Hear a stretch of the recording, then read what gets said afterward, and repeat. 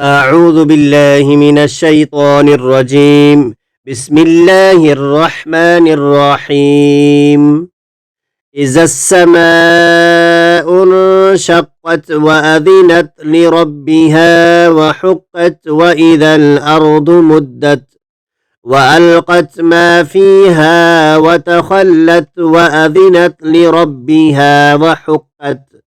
يا أيها الإنسان إنك كادح إلى ربك كدحا فملاقيه فأما من أوتي كتابه بيمينه فسوف يحاسب حسابا يسيرا وينقلب إلى أهله مسرورا وأما من أوتي كتابه وراء ظهره فسوف يدعو ثبورا ويصلى سعيرا إنه كان في أهله مسرورا إنه ظن أن لن يحور بلى إن ربه كان به بصيرا فلا أقسم بالشفق